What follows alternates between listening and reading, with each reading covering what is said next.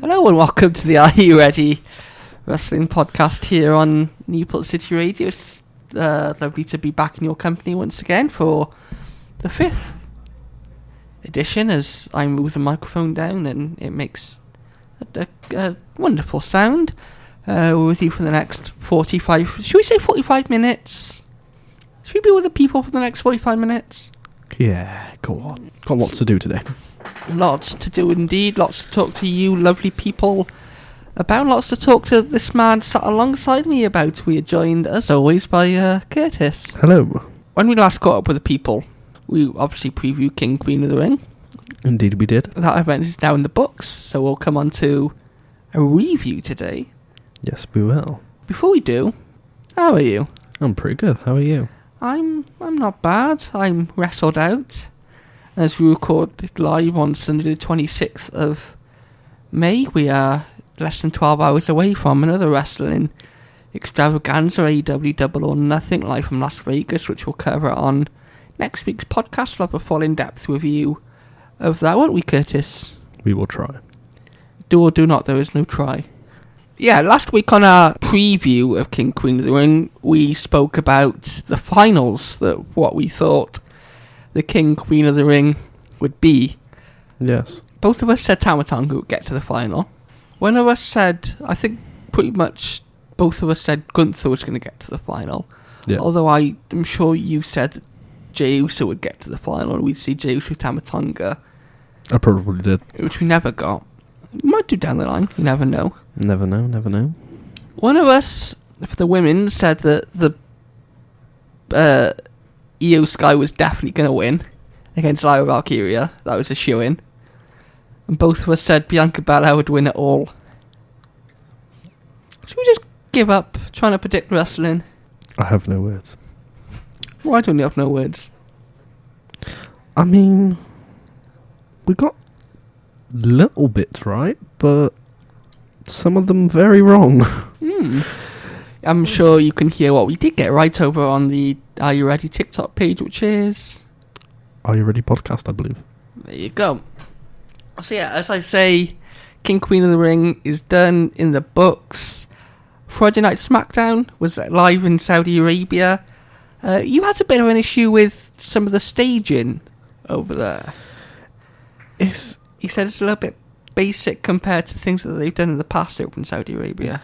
My opinion on it is, like, it's the same setup that they've had for pretty much every event that they've had over in Saudi Arabia.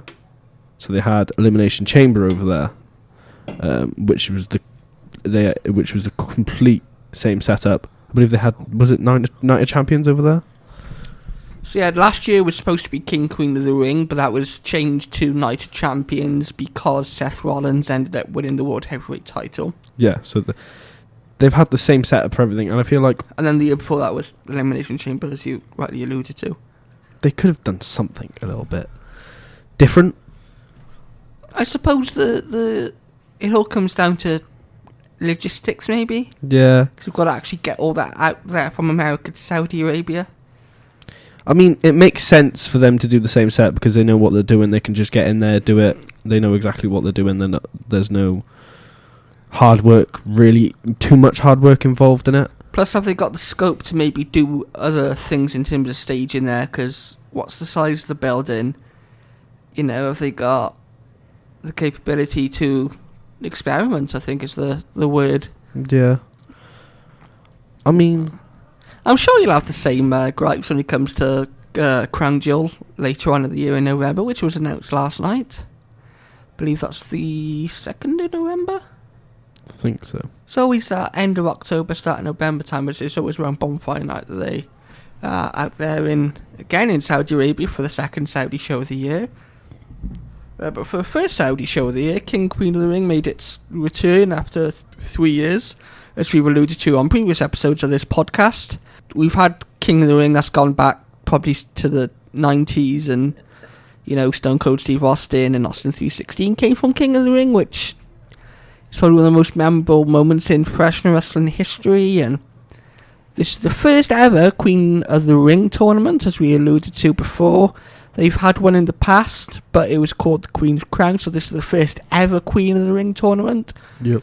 Queen of the Ring, we've seen the semi-final on SmackDown, obviously on Monday Night Raw. We've seen Live Without Kyria defeat Io Sky, which both of us didn't see coming. So we knew one half of the final. Nia Jax took on Bianca Belair, who we both said Bianca Belair would win. You were wrong. Very wrong. Was that the right call? It makes sense now, but... Is this a case of letting things play out? I think that's what they're going to do. Nia Jax winning the... advancing. I mean... I have no idea what they could do with that. But. Well, we'll come on to that. The other side, seen Tama Tonga, which we both said would win against the legend killer himself, Randy Orton. Randy won. We obviously alluded to Randy's history with the bloodline. Kevin Owens returned to make the save after the match, where Solo Sikoa started to beat down Randy Orton after he beat Tama Tonga. Again, as I just alluded to with the women, was that the right call to see Randy advance to the final? Were you pleased to see that? Yeah, because, well, they made a great match from the time that they had and what they did. It was an all-in great match. It would have been nice for Randy to maybe win as like a last thing. This podcast is so... Viva España! English? Viva Spain. We are not in Spain. We are recording in the lovely sunshine and rain. Newport, South Wales. Indeed. Oh, nice. So yeah, as we had alluded to just then, Jade Cargill and Bianca Belair, or even Bianca Belair obviously losing against Nia Jax, so that Jax advanced to the finals of the Queen of the Ring tournament.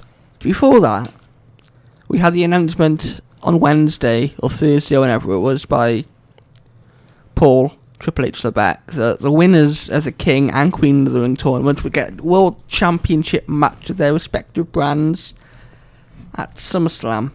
What were your thoughts on that decision? Because I'm not sure if this has been done before. I don't think it has been done before. I mean, what could they... Obviously, they're going to have a title match for their respective brand. So as it stands, it's looking like Gunther against Damian Priest at SummerSlam.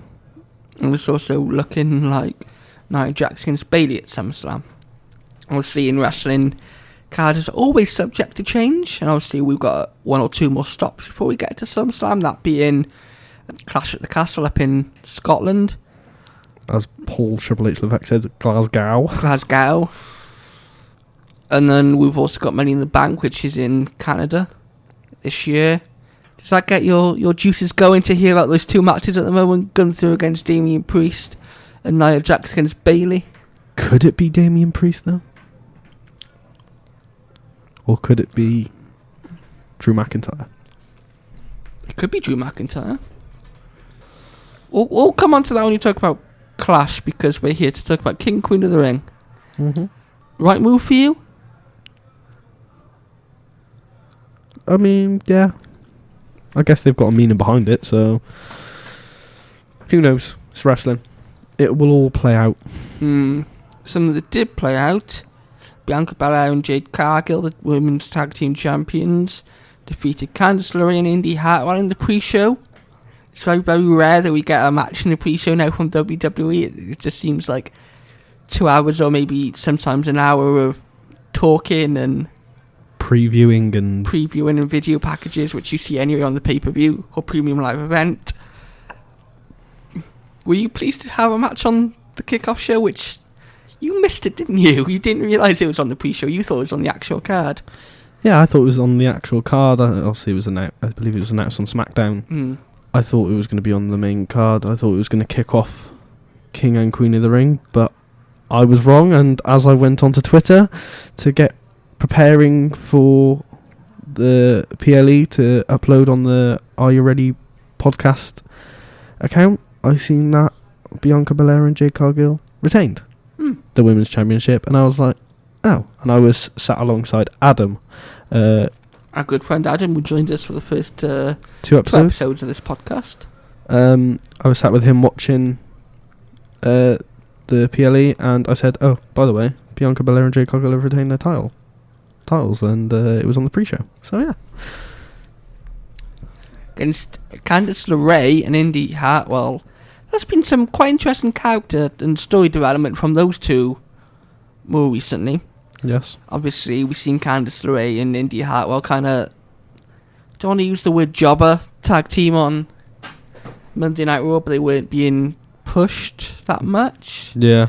They seem to have a little bit of momentum and backing behind them with their heel personas and whatnot. As we've seen in the match. As we did indeed see in the match. Anything you want to add about that match? I mean, it kicked off WWE King and Queen of the Ring pretty well. Yeah. It was the ending of the match was really good with Bianca and Jade teaming. Yeah, that's a new tag team finisher, isn't it? Yeah, we didn't need the KOD. Or Jay did. We didn't need any of that. We didn't. I wonder what they're going to call that. Spectacular. Spectacular move, indeed. Yeah, so the first match that you thought was on the pre-show, on the actual show would have been that. But the first actual match on the show was Becky Lynch, who was the Women's World Championship. She is the championship. Women's World Champion going into the match. Yes. Going up against Liv Morgan. Yes. Who is on a revenge tour in her own words.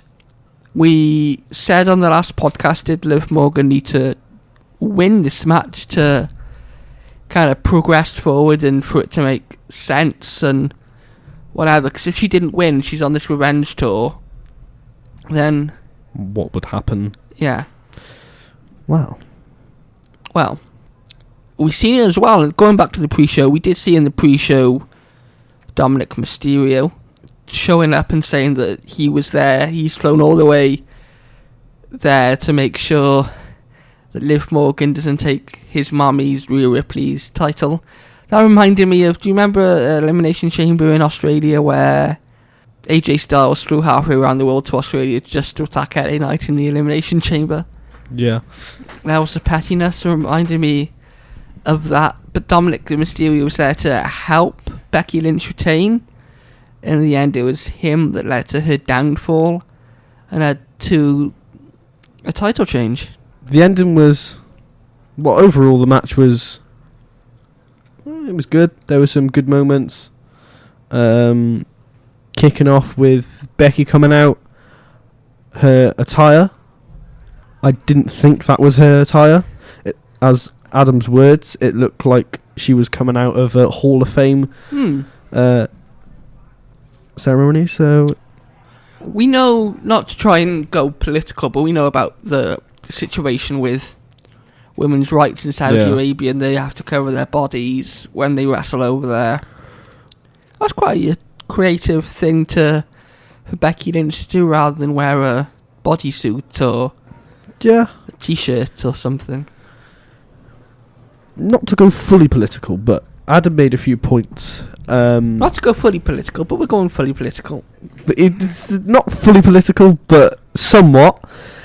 Adam made the point that if the women's wrestlers can't wrestle in what they want fully, why are WWE going over there? Because it seems like they're like, obviously apparently they made over 50 million for this event, and Adam made the point, screw the 50 million.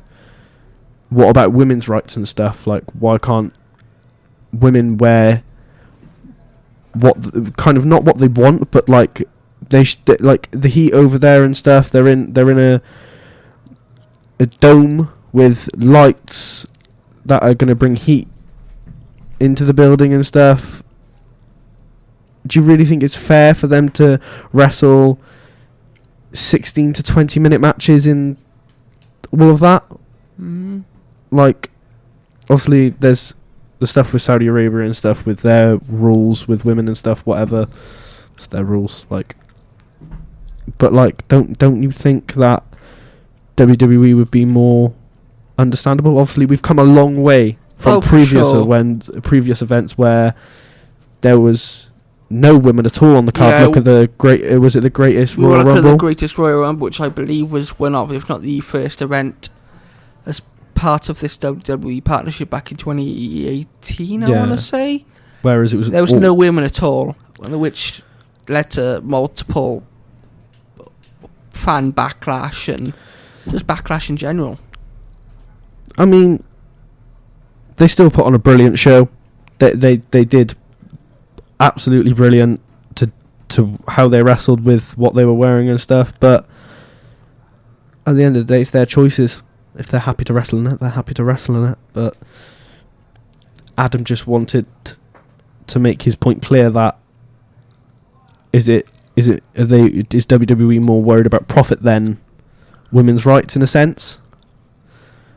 Well, I mean, they have come a long way, as we've mentioned, and for these issues to be brought up time and time again can only be a good thing. Because as you can see, it's got us talking on this podcast. I'm sure it's got others on other podcasts talking about various social medias as well. I'm sure a lot of people would love to put their views in and talk about it, and make it known their opinions on it. Be interesting to get Adam back on at some point to talk all things pro wrestling. Should we try and make that a possibility, especially with a major event coming up soon? Should we try and do something spectacular for Clash of the Castle? Should we? I don't know. Should we try and do something? Keep your eyes peeled for that. That's all we're gonna say. Yeah. Keep your eyes peeled. We've got some interesting plans which shall not be announced yet. Indeed. But keep your eyes peeled on various social medias: Twitter, Instagram, TikTok, and the Newport City Radio social medias as well. Of course. This seems to be setting up a match, whether it's SummerSlam or whenever Rhea Ripley returns. It's clear to wrestle. Obviously, she's out injured at the moment. Between Liv Morgan, who was the one that injured Rhea Ripley a couple of months ago. Yes.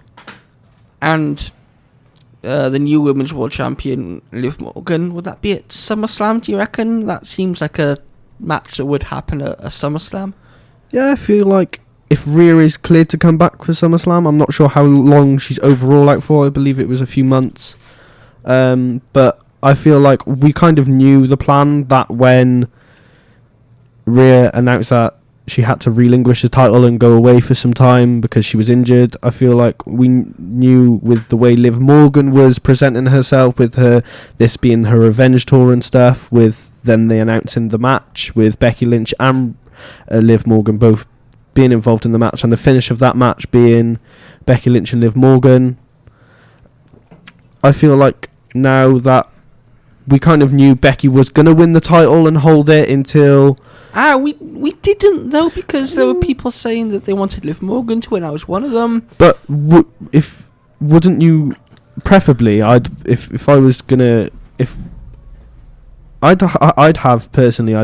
Liv Morgan win the title at a PLE. So to have Becky kind of come... Which she did, obviously. Becky being that transitional champion?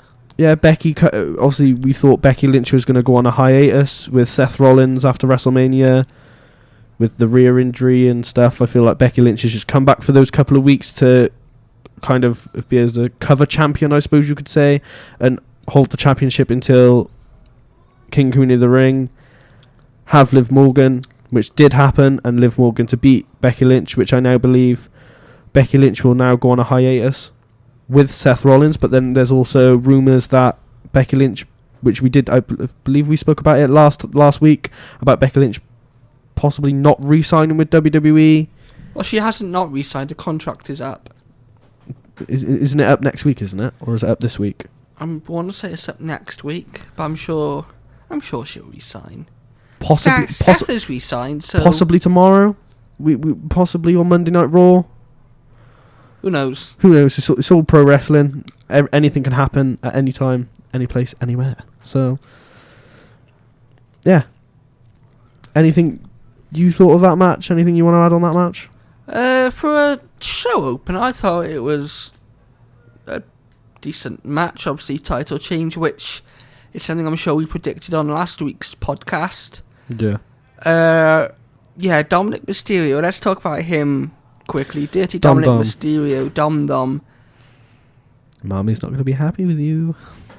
She's not, because as I said in the kickoff show, he went to Saudi Arabia to make sure that Liv Morgan didn't win Rhea's title. Yeah. Liv Morgan won Rhea's title. Yes. Thanks to Dominic Mysterio. Who tried to get involved and... He threw a chair into the ring so Becky Lynch could hit Liv with a mount handle slam on it. But that ended up reversing and going into an oblivion on top of the steel chair. With Dominic distracting the referee. Mm. And then... Wasn't it Becky going for the manhandle slam? Liv reversed it with, was it a code breaker? And then that led Becky getting in position for oblivion. And then the referee come back then. Cover 1, 2, 3. And we have a new Women's World Champion, Liv Morgan. Indeed we do. And the thing I find funny about this match is when Liv hit oblivion onto the chair and then tried to throw the chair out the ring. Yeah. The chair wouldn't fold flat. It was kind of half open. Yeah. Which then the chair kind of got caught on the ring ropes, which I thought was quite funny. Because if the referee turned around, he could easily see that there's still a chair in the ring. Yeah. That could have been an interesting finish. It could have been.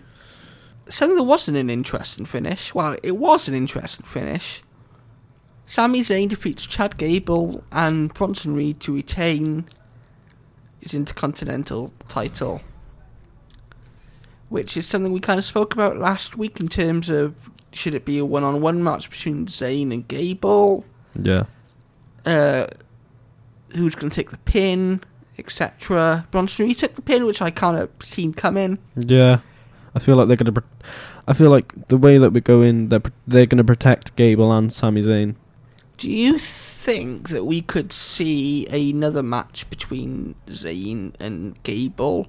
Because, as I say, Gable wasn't pinned or submitted to lose that match.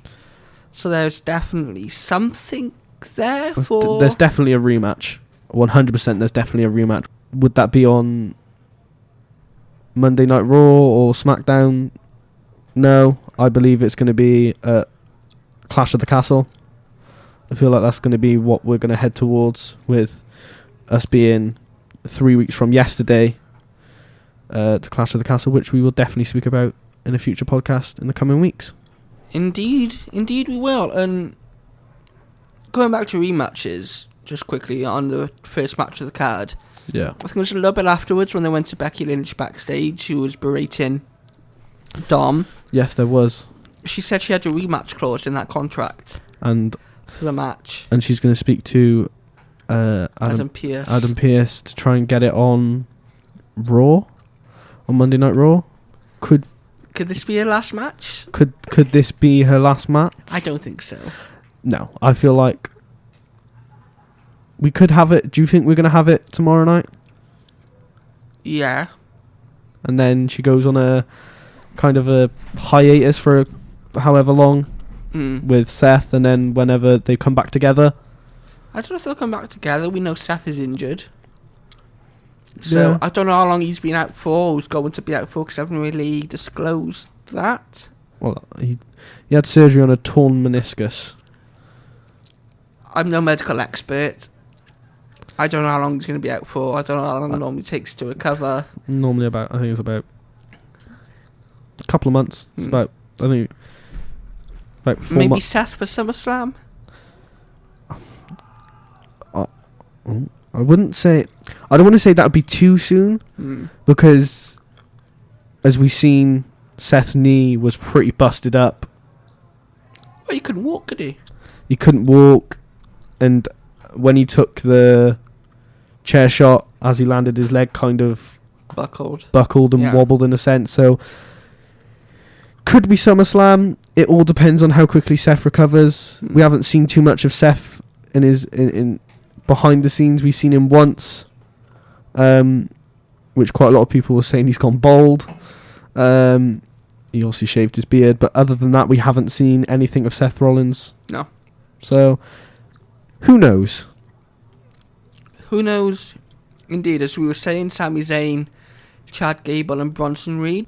Just going back to what we were just saying about maybe another match between Zayn and Gable. Are you excited about this whole Otis story? And yeah, I think it's been a long time coming that it kind of was going to happen. That eventually Chad Gable would, as the story progressed, that Chad Gable or Otis would turn on each other and they'd both split up, and eventually I think they'll have a singles match together. I think that's the way we're leaning, especially from last night with the match with Otis kind of being resilient in a sense of he didn't want to hit Sammy, and then as he went to, Sammy moved out the way and he hit Chad Gable. I definitely think that we will 100% get. It all depends. Could we get Chad Gable versus Sami Zayn at Clash of the Castle, and Chad Gable maybe wins the Intercontinental title, and then we could have Chad Gable versus Otis for the Intercontinental title? There's many things that could happen, but who knows? Who knows? Did you enjoy the match at least? It was okay. It was good, but nothing spectacular. But just good. Yeah, just good. Just good. Just good. Something that was just good, as we alluded to at the start of this podcast, the Queen of the Ring final between not Io Sky and Bianca Belair, as I think we both predicted. Nope. In the end, it was Nia Jax against Lyra Valkyria. Yes. Correct final. Obviously, we both predicted other things for this final. Yes, we did. I know it wasn't the final that you wanted, obviously, but did you enjoy the match at least, or? I mean, it was good again. I mean, you spoke about. I'm sure we spoke on the previous edition of this podcast about some of these recent NXT call-ups coming up and then just losing straight away. For example, I think you mentioned about Ilya Dragunov losing to Jey Uso in the second match on Raw. Yeah. Another debuter, obviously Valkyria, fresh on the main roster, went all the way to the final. Yes. Was that kind of what you were hoping for from some of these recent NXT call-ups, or? Yeah, we definitely need some of these NXT call-ups. Obviously, they're clearly being called up for a reason. WWE wouldn't call them up to the main roster for them just to keep losing all the time. I feel like this was one of the very first few matches, or was it? Well, one of the very first few matches for Lyra on the main roster. She put on a good. I think it was her first 3 matches full stop on the main roster. Yeah, for her to get to the final of the tournament, she wrestled quite well. She put on a good show with Nia. Overall, they did well with the 10 minutes that they had. Or if you want to be precise, 9 minutes and 40 seconds. We mentioned before, obviously, going back to the Queen's Crown tournament, to them being some really, really short 2-3 minute squash matches. Yeah. In that tournament back in 2021. Are you surprised it didn't go over 10 minutes? I know, obviously, they got to try and schedule everything so it doesn't overrun, or... Yeah. But for 9 minutes for a tournament final, was that too long for you, or was that too short, or... What were your opinions on this, Curtis? I feel like the timings was right. Okay. I feel like the timings were right. They could have... For a final of a tournament? Yeah, because... I feel like it was the right amount of time. They did enough of what they could do. I mean, you see the men's final go 21 minutes, nearly 22 minutes. Yeah, that was a good match. It was a good match, wasn't it? It was indeed. It was. But yeah, Nia Jax defeated Lyra Valkyria. Obviously, we see Nia Jax defeat Bianca Belair. Yeah. Arguably the biggest star in WWE at the moment. Maybe her and Jade Cargill, who, surprisingly, are the WWE Women's Tag Team Champions at the moment. I suppose the question is, was that the right move? I mean, it was quite obvious that they was going to give it to Nia. Because, well, it was it obvious in your mind? It wasn't. Like, I wanted them to give it to Lyra, but I didn't think that they would give it to someone who has such little experience on the main roster. Nia has previously been a world champion, so... But Lyra was NXT Women's Champion not too long ago. Yeah. It's professional wrestling. Anything could happen. Could we see a rematch with them too? No. Where does Nia Jax go from now? Obviously, it's... Well, she's already said she's going for Bayley in that women's world title, because as we alluded to at the start of the podcast, Triple H said that the winners of the King and Queen of the Ring tournament would end up with a world title match of their respective brands at SummerSlam. But would they start right now? Would she go straight for Bayley right now, or would they wait until after Clash? You have Nia Jax in the background. You know, the way it looks like it's going is we'll see Bayley defend against Piper Niven, obviously, who is Scottish at Clash of the Castle up in Scotland. Yeah. So that's the match we're going to see. But then you've also got Nia Jax, as I said, lurking in the shadows surrounding the background, which I think has a good dynamic to two things. Yeah. Could she come out at the end of Clash of the Castle and...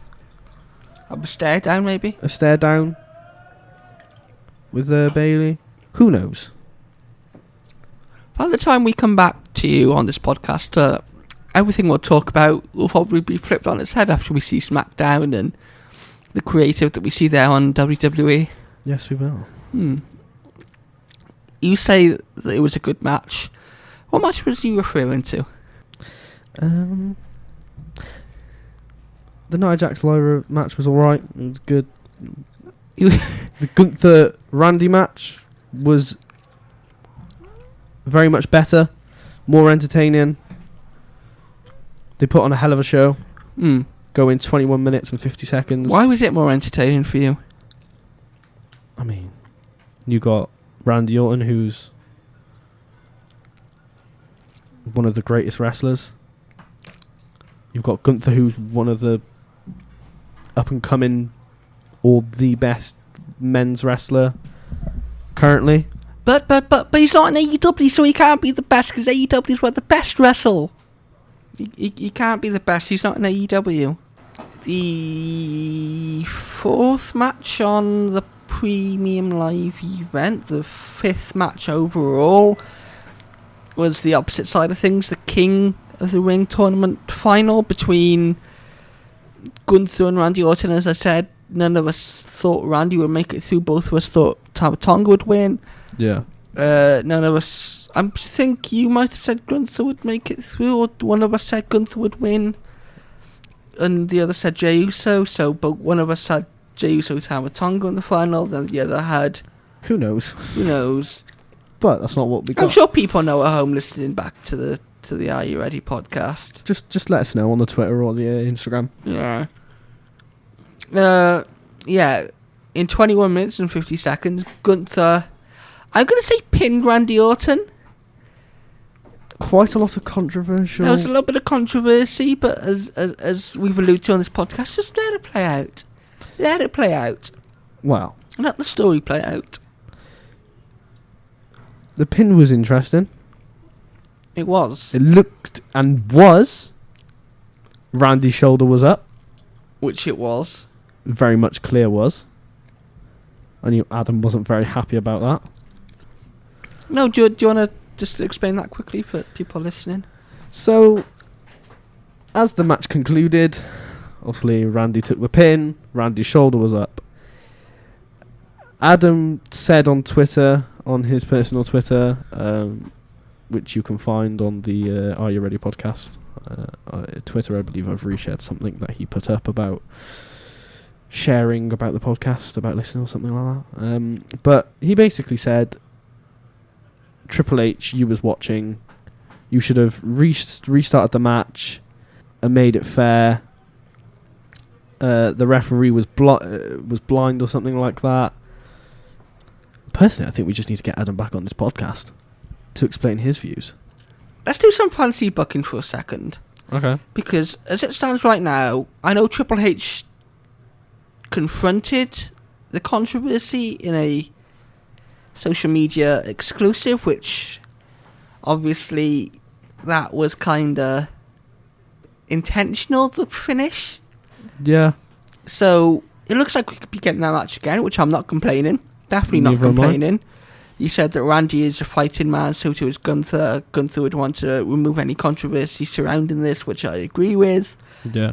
Gunther won in him a match against the World Heavyweight Champion for the World Heavyweight Championship at SummerSlam. At this current moment, it's Damian Priest. A little bit of fancy booking here. Yeah. Before we move on to our main event. Do you think that he will still be the champion come SummerSlam? If not, who and how do we get there?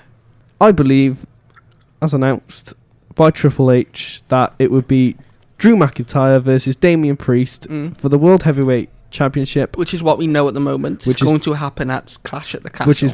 Which is what we know. Ahead of SummerSlam, obviously Clash at the Castle is 3 weeks as of yesterday.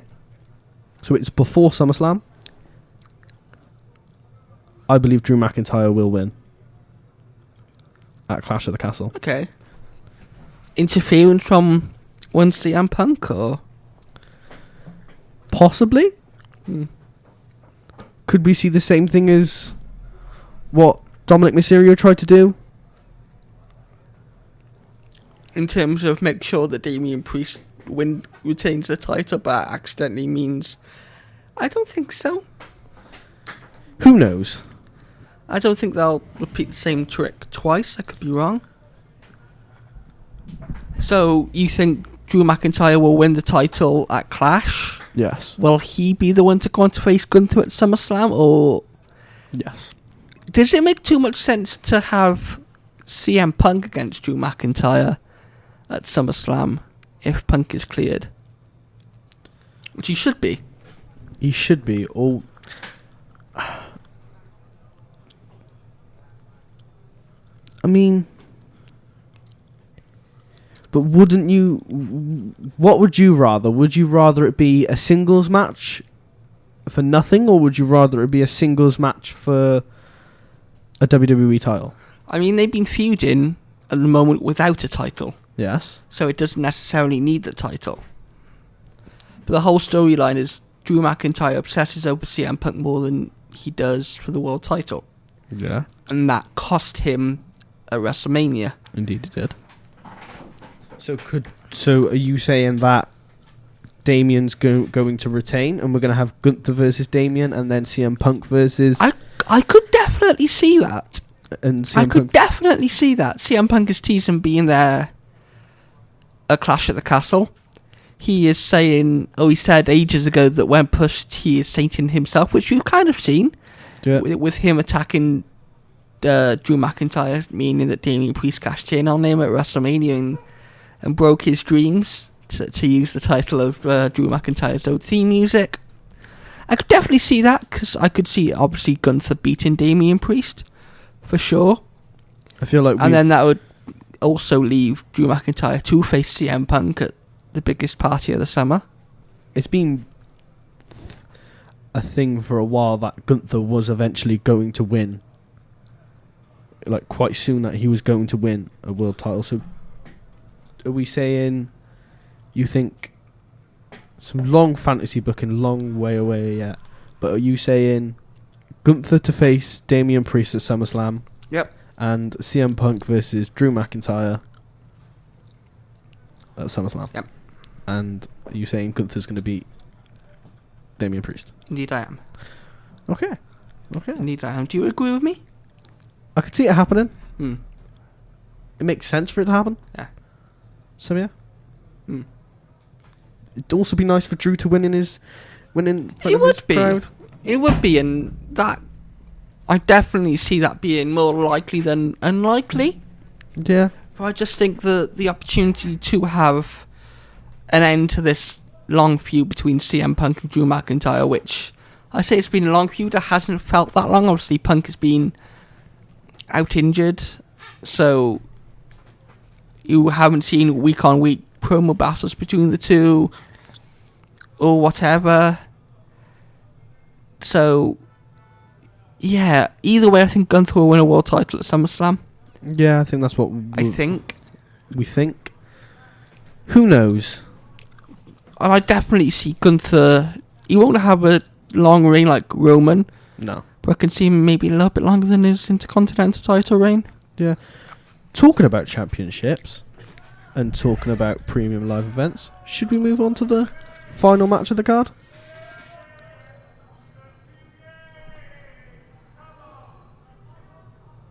As half of Newport gathers outside the windows, they always do on a Sunday afternoon to shout and scream whatever. Should we talk about the main event? I think we should. It was revealed on last week's SmackDown that it would be for Cody Rhodes' undisputed WWE Championship only, Yes. rather than the two belts, which we thought it might have been for, and we did have a conversation on a previous edition of this podcast that we thought that we debated who would win if it was for both belts. I think we both said Cody. Yeah. But didn't Adam, our good friend Adam, going back to him, didn't he want Logan Paul to win? Yeah, he did. He honestly thought, and I asked him, he didn't give me his full predictions ahead of the event. So when we were about 2-3 matches in, I think we were on the Nia Jax match, we were obviously talking throughout it all. He was posting on Twitter, I was posting on Twitter. I was like, "What's your predictions?" then? And he was like, "Oh yeah, I haven't done my predictions." And one of his predictions was that Logan Paul was going to beat Cody Rhodes because SummerSlam is in Logan Paul's hometown, Which is? Cleveland. Well done. It's in Cleveland, not Clevedon. Same thing. Clevedon. Where was Clevedon? I don't know. I don't know either. But anyway, yeah, Cody Rhodes took on Logan Paul. Interesting thing on the SmackDown, Cody had a sixth sense that Logan Paul was carrying brass knuckles with him, even though he handed a pair to Michael Cole. Which was correct. So then he brought a referee in to kind of Pat down Logan Paul, and Logan Paul wanted him to pat down Cody Rhodes first. Cody as well, which, to be fair, they did. Cody was clean, had nothing on him, but Logan Paul looked like he had nothing on him. But then the referee... There's a little pocket that he had on his right leg, which held some brass knuckles in, which I think he said were there for security, just in case. And they said that they wasn't even his pants, it was his brother's. Yeah. As a kind of a joke thing to kind of escape it all. Which, obviously, it wasn't. Which, those brass knuckles are confiscated. And then on Saturday night, in that main event, he had more. How many pairs of brass knuckles does this man have? Well, he got given some by whoever the prime person was. Whoever was stood ringside. He got given a set by them. Just quickly, since WrestleMania, the two premium live events since, we've seen that prime sponsorship in the middle of the ring. Yeah. Wasn't there for this. Thoughts? Glad it's gone. Is it gone though, or is it just for this one I reckon because Saudi Arabia didn't want it. event? Okay. And I kind of hope it's gone, but it's not going to be gone. It's going to be back. It's definitely going to be there for SummerSlam. 100% it's going to be there for SummerSlam. I mean, it could be worse. It's not as bad as we thought it would be. It kind of blends in nicely with the ring, and unless you're looking for it, you don't really know it's there. No, not really. if you're focusing on the actual what the wrestlers are doing, you kind of the only time you kind of really notice it is when the pins happen and stuff. But I mean, it doesn't bother me that they have in sponsorships in the ring. Like we see the UFC have it. Yeah. We see multiple other Boxing has it. So I get why WWE are doing it, especially with the UFC and WWE being merged now as part of the TKO group and stuff. I get it, but obviously I guess WWE want to kind of get involved with the Prime stuff, especially with Prime being with Barcelona, Bayern Munich, Arsenal, being with such... Arsenal is sponsored by a bottled drink. How ironic. What's your thoughts on the match overall? Overall, I thought it was a good match. Yeah. I thought Friday on SmackDown was one of the best promos I've seen Cody cut in a while. SmackDown was obviously live at a reasonable hour for us over here in the UK. It was 6 late rather than the usual 1 a.m. 1 a.m. start. Which we all love. Indeed. Where I think Cody kind of said that when Logan Paul dedicates his whole life to and he becomes full-time and not part-time, full-time, then he might have a shot to actually become the undisputed champion, which is reasonable. Yeah, it was a very good promo, executed quite well, and brought some heat to the match. In a sense, much needed for me. Yeah, because going into this ahead of SmackDown, I kind of we all knew Cody was going to retain. And there wasn't much interest in it. Obviously, the only real thing was that we wasn't unsure whether it would be a title v title or whether it be just for the Undisputed title. Obviously, it was just for the Undisputed WWE Championship. Overall, they put on a good match. That promo and SmackDown brought quite a lot of much needed interest into the match. But yeah. Yeah, within 25 minutes, I just want to say the camera work we've seen now since Kevin Dunn stepped down and this new guy, I can't remember his name's come in, just some of the camera shots they're having, some of the production just feels so fresh and really nice to see. And when Logan hit his signature frog splash, we've seen before, Logan, I'm sure, was in his match against Roman, where he had his phone and he filmed himself doing the frog splash. But this time, for that frog splash, we've seen a kind of rotating camera kind of rotate around Logan, as you can kind of see him preparing. He had a swig of Prime before chucking it away, and you can kind of see him talking to the camera before he actually did it. And for me, that's just so nice to it blends see. It makes it so more realistic and cinematic in a sense. Yeah. And it makes it entertaining, makes the move better. Camera shots are better, and it also blends in with this new era that we are under. Obviously, we've had quite a lot of changes, and even those small little things like the camera shots and stuff have been a lot better. But a certain someone over in the other business loves to steal some ideas. That man being Tony Khan. You don't like Tony Khan? No, I don't like Tony Khan. Why not? Tony Khan's an idiot. Why? His opinions on wrestling are so wrong. Oh yeah, the greatest wrestlers wrestle here at... I mean, he's got Will Ospreay. He's got Bryan Danielson. But are they the best wrestlers? No. WWE have got The Rock, they've got John Cena, they've got Randy Orton. Yeah, but in terms of in-ring ability... Will Ospreay is one of the best we've seen in a long while. Danielson... I agree with all of that, but I wouldn't say AEW's all that. It's not... I don't know. I don't really pay a lot of attention to AEW. Maybe... Well, I kind of have to now. So, with one of the PLEs, or pay-per-views, or whatever you want to call it. It's a pay-per-view over there still, for now. Pay-per-view, okay. Pay-per-view. Anyway. back on topic.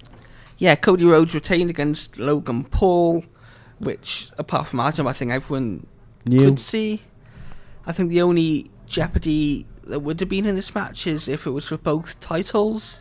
Yeah, it would have put a different complete swing on it if it was for 2 titles. Quite a lot of people said if it was for 2 titles, they'd end it with a DQ, a double DQ, so they both retained, and there was no real winner, but then that could have led to a rematch. Also, just to throw in something there, which I've spoken to Adam about, I think I spoke to you about it as well, in the match that I believe Michael Cole said Logan Paul's a fool or something, and then Logan Paul went to go for Michael Cole, but Corey Graves kind of got in the middle of them and kind of pushed it away. Well, we know the reason why Corey Graves started on commentary, I want to say it was 2014? Yeah. Was because he had to retire in-ring because of injury. Which is what I was coming on to. Could we see... Obviously, there was kind of...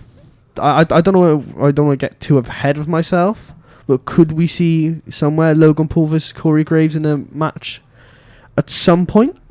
Potentially. I feel like we could. The way that... Corey Graves, I believe, if rumours are to be correct, has been cleared for an in-ring return. He can wrestle.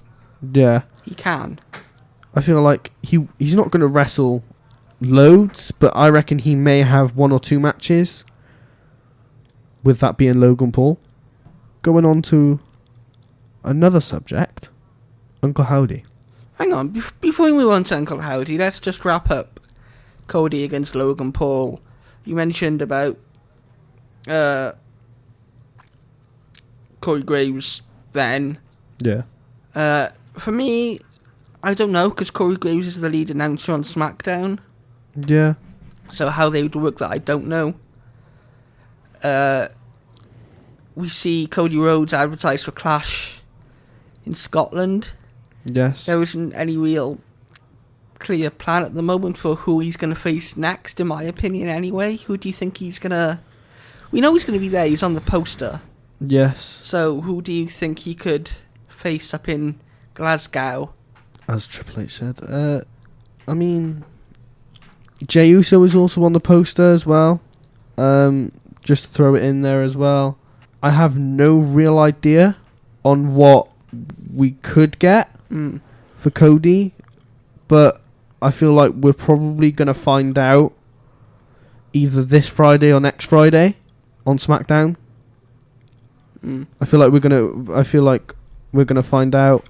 Obviously, there was quite a few rumors that WWE were just gonna have fill-ins and fill-in storylines for Cody, quite short fill-in storylines ahead of the PLEs or pay-per-views for Cody. I mean, on the SmackDown, we've seen him run into Randy Orton backstage, which I think is kind of teasing or sowing the seeds for a few down the line, which I think is going to be quite interesting. We know the story behind Cody and Randy. I'm sure Cody's first match on the main roster was against Randy way back in the late 2000s and things like that. Obviously, Randy has to get through whatever he's doing with Gunther for the King of the Ring, which, whether it's on a Raw or SmackDown or Clash at the Castle up in Scotland, I don't know. But, yeah, we mentioned Logan Paul and the Brass Knuckles, someone that was there and was special guest ring announcer for this match is Ibrahim Al-Hijaj, who I believe was a Saudi Arabian comedian and quite a well-known celebrity over there. He got a massive pop when they announced him in the ring and whatever. We mentioned about Logan Paul and those brass knuckles. He made the babyface save almost for Cody, ensuring that Logan didn't get them. He was about to... One of Logan's guys was about to throw it in the ring, or Logan was about to attack... I think Logan was going for the One Lucky Punch, is it called? Or whatever it's called. And he got stopped by whoever that is. The comedian. Yeah. I mean, we've seen people do it before. You look at Bad Bunny at WrestleMania 39, and obviously this guy here. Celebrities' involvement, are you a fan? We see Tyson Fury at Clash in the Castle originally, where he started singing American Pie at the end of the PLE. And he punched Austin Theory to stop Austin Theory cashing in. If it's right, in the right country, so like in Wales we had Tyson Fury, which they had planned for Tyson to be involved. If it's in the right country, right town, right thing, then, and it brings an element of difference that we don't have, like a surprise return of a wrestler, or which I think it did. I know they announced him on the SmackDown when they were doing their rundown of Saturday's card. It brings a pop and a bit of a excitement, and obviously that Saudi Arabian guy was a special ring announcer for the Cody versus Logan match and announced the match. So, yeah, it's good that we're getting celebrities involved.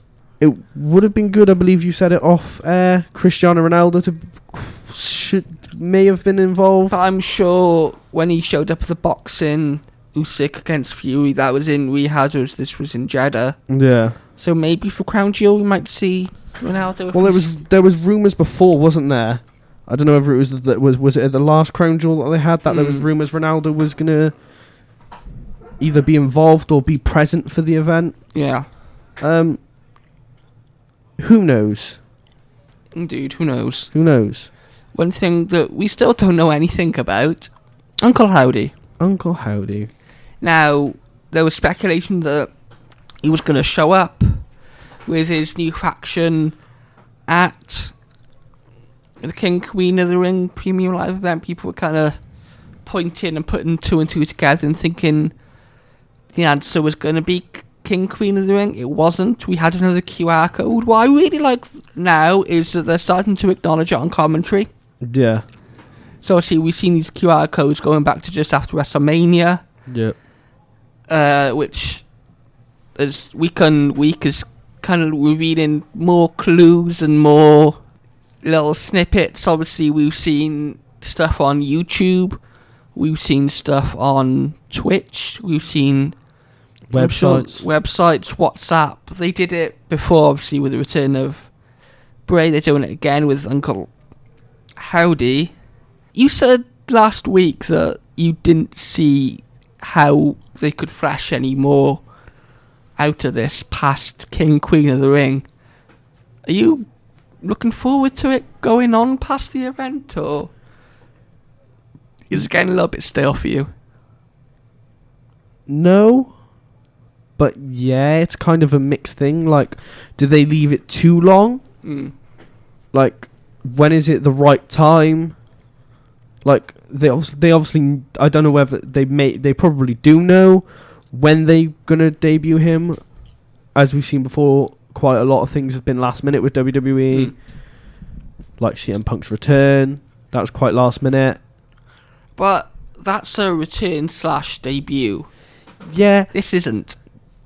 This is something that obviously they've planned well in advance, as well as the White Rabbit stuff. We've seen him come back at the Extreme Rules event back in 2022, which was actually on the QR code yesterday at the King Queen of the Ring Premium Live event. Yes. The QR code, if you scanned it, took you to a video of someone which looked like they were in the Jeddah Superdome. Yeah. Playing 2K24. The match was Bayley against Bianca Belair, which was the actual match at Extreme Rules when... Yes. Same event that Bray returned at. And then we've kind of seen it go a little bit muffly, and we've seen a shadowy figure, which apparently is Uncle Howdy. I feel like we're definitely 100% getting towards the return. When it could be, who knows? Well, according to an article from Sportskeeda Wrestling, They say that to add to the speculation, June 17th is previously teased as the arrival date of Howdy's new faction. The QR code website teaser URL ends in Rainius? Yeah. And Rainius, who lived from 1115 to 1160 BC, was the patron saint of travellers. Wikipedia notes that his feast day is on the 17th of June, which is a Monday. Yes. What's on a Monday, Curtis? Monday Night Raw. Which is the Monday after Clash at the Castle. Yes, it is. Where is Monday Night Raw? I don't know. Have they announced where it is? Yeah. They wouldn't have left it this late to not announce where it's going to be. Where is Monday Night Raw on June 17th? I'll have a quick look. See if it relates to anything with the late great Bray Wyatt, which also was his birthday not so long ago. American Bank Center in Corpus Christi, Texas. I don't know, but as I say, the ending of Rainius, whose feast day was on June 17th, which is going to be the same day as Monday Night Raw. Yeah. That is, in my head anyway, that is a little bit kind of leading to he is going to return on that edition of Raw. And then do we see... what's your opinion? Do we see slowly that... Obviously, there's rumours that we're going to have Wyatt 6. Do you see them all returning at once, or do you see them slowly each week kind of build like a slow storyline with how long they've taken to debut? Well, not debut, but for Uncle Howdy. I see them all coming back in one go. You see them all coming back in one go, Yeah. like a one segment type thing? Yeah. I think, anyway, the faction is rumoured to be obviously Bo Dallas / Uncle Howdy, Nikki Cross, Joe Gacy from NXT, Eric Rowan, and Dexter Loomis, who has been spotted with a bit of a different look than what we've normally seen. He's let his beard grow out and let his hair go a little bit scruffy. Yeah. Teasing obviously a new persona for him in WWE. We've seen, I think it's pretty much confirmed that those couple of names I've just mentioned are going to be the new faction members. Definitely through the QR codes that we've seen. Yeah. We've had teasers. I'm sure we've seen whoever, pretty much Uncle Howdy, writing letters to these people, trying to call them into his family. Exciting things to come. Indeed. I think for me it just depends on how all of this is booked. Because we've seen the booking of, say for example, The Fiend. I know that was under Vince McMahon rather than Triple H. But that was a little bit hit or miss. Yeah. But I think that was more down to Vince rather than Bray or whoever Bray was against. For example, Bray losing to Goldberg in Saudi Arabia. Yeah. You know, things like that. It was a Hell in a Cell between The Fiend and Seth Rollins. Are you looking forward to Uncle Howdy, more importantly, and that whole Yes, I am. faction? Yeah, I am. Who do you think he could target first? Now, when Michael Cole started talking about Cody Rhodes at the premium live event kickoff show, when he said Cody, it went a little bit, not satanic, Yeah. but the tone lowered a little bit. That wasn't Michael Cole's doing, that was obviously production. I'm sure it was the same for Randy Orton when that he was mentioned on something. Obviously, Cody and Randy obviously had their match, as we previously mentioned. Do you think Uncle Howdy's going to try and, or get one of his family members to target Randy or Cody, or Cody in a sense of for his title, maybe? I don't know about Cody, definitely Randy. There was definitely a history there with him, and obviously the Wyatt family back in, I want to say it was 2016-17, where Orton burned down the Wyatt compound and things like that, burnt Sister Abigail down, and so there's definitely argument to be made that he could go after Randy Orton, but if Randy Orton's going after Gunther, and maybe Cody Rhodes at SummerSlam or WrestleMania or wherever, then definitely think so much to come with it all. Yeah, I'm sure by the time we come to you people next, we'll have 2 or 3 more QR codes, and we should that maybe might lead to a little bit more. Should hopefully have more announcements for Clash of the Castle. Yes, considering it's in just under 3 weeks' time. I'm sure we'll get... Well, we already know one match on the card is going to be Damian Priest against Drew McIntyre. I'm sure on Monday Night Raw tomorrow, as you record this, we'll have at least 1 or 2 more matches announced. Yeah. And then definitely on SmackDown, the same thing again there. Yeah. Also, we'll have the preview and stuff eventually, which will be in a few weeks' time. Of course. And some more stuff to go with Clash of the Castle and many other wrestling PLEs, pay-per-views and shows. Indeed. Anyway, I think this is a good place to wrap things up. Yeah, we've smashed everything that we wanted to smash out. Thanks for listening to another edition of the Are You Ready Wrestling podcast. Thank you again, Curtis. As always. And thank you to you listening. We will catch you next week as we talk all things professional wrestling. I think we'll dive a little bit more into AEW next week. Yeah. Yeah, they're having a pay-per-view tonight as we record Double or Nothing, their yearly Vegas extravaganza, so I'm sure we'll get into all things that, as well as all things WWE and whatever news is going on in the wrestling business. So thank you very much for listening to another edition of the Are You Ready Wrestling podcast.